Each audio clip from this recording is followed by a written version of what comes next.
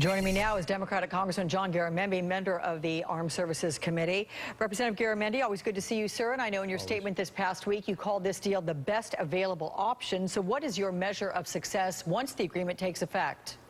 Well, the measure of success is very obvious. Iran's ability to have a nuclear weapon is delayed at least 10 years, quite possibly forever, because they are under an obligation, a treaty that they've signed, that they will not have a nuclear weapon. We do have very serious observation in place. We'll be able to monitor very carefully, and we'll know exactly what Iran's doing. That's with regard to a nuclear weapon. That is a very, very good thing that Iran does not have a nuclear weapon, and very unlikely that they will have one for well over a decade, quite possibly well into the future. The other issues, very serious, no doubt about it. Secretary Kerry was right on. There are other ways that we can and we have and will continue to work to deal with Iran's adventurism in the area. Their support of terrorist organizations, we know that. We push back against that. Much, much better to push back against that with an Iran that does not have a nuclear weapon. But sir, what do you say to your constituents who, question the wisdom of lifting a UN arms embargo on a country that was just a few years ago coordinating attacks on U.S. soldiers in Iraq, currently, as you are saying yourself, arming Hezbollah in Syria? Well, it's a very complex situation out there. We know that. Also, you might add that Iran is working, as we are, to eliminate the ISIL threat. So it's complex, but we have to continue to push back. We need to make sure that we are well aligned with Israel. We've had very bad relations with Israel over this. That must be repaired, and we have to find ways to make sure that Israel is supported, that they have a qualitative and quantitative military advantage in that area. We also make sure that Jordan, Saudi Arabia, our other allies are well positioned to push back against Iran. We're not alone. We're not alone in that area. And these are not new issues. These are long-term issues. But keep in mind, this negotiation was always about nuclear weapons. All of these other issues are critically important, to be sure, but that's not what the negotiations were about. Will Iran be better positioned?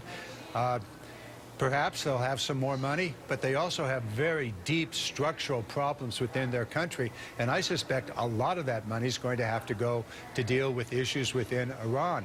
And finally, when Iran does come on board with a full or more complete production of petroleum products, the price of oil worldwide is not going to rise. In all probability, it'll stay low, maybe even go lower, which is not to Iran's benefit. What do you expect in terms of Congress? Will the president have the necessary Democratic votes to avoid a veto override? I believe he will. And I believe that there'll be a lot of huffing and puffing, as there is today, as we vote on whether this is a good deal or not. For me, this is a good deal. Probably a majority in both houses will vote that this is not a good deal. The president will veto it. And then we come back to the ultimate question. Do we as Americans and their representatives, myself, the other 534, are we willing to terminate this? Are we willing to trash this deal? Then what happens? Will the coalition that created the support for the sanctions remain in place if Congress of the United States, Senate and House, trash the deal? I think at that point, the veto will be sustained. Let's talk about the shootings in Chattanooga, sir. Governors, as you know, in 6 states have now authorized arming their National Guard troops. Would you support that in California and also potentially arming recruiting centers? Well, let's take one at a time. Military bases should be well prepared. We've known for some time that military bases of all kinds are targets. We know that the major military bases have ramped up their security, everything from ID checks to the military police. The smaller bases, apparently in Chattanooga, were vulnerable. We do have the ability to have armed personnel on those military bases. Those are what are called military police.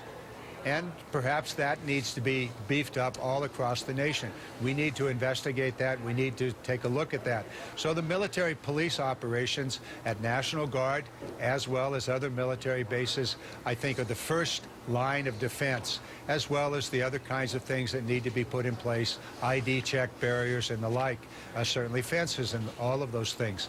With regard to recruiting stations, that's quite different situation. It's a long tradition in America that these places be unarmed, that they be friendly, that they be welcoming. However, we know that there's a threat, and we need to beef up the security, everything from panic buttons to perhaps various ways of protecting them. Should they be carrying arms within those recruiting stations? We'll find out. We're going to have to debate that. And finally, the local police are going to have to be aware. They're going to have to patrol and be more visible in those particular areas as this threat continues on into the future. Representative Garamendi, I know we're out of time here, but very quickly on the Donald Trump issue, the back and forth, would you care to lend your voice to this conversation at all and comment on what you think of it? I would not care to comment. Donald's comments are what they are, and the American public will recognize it.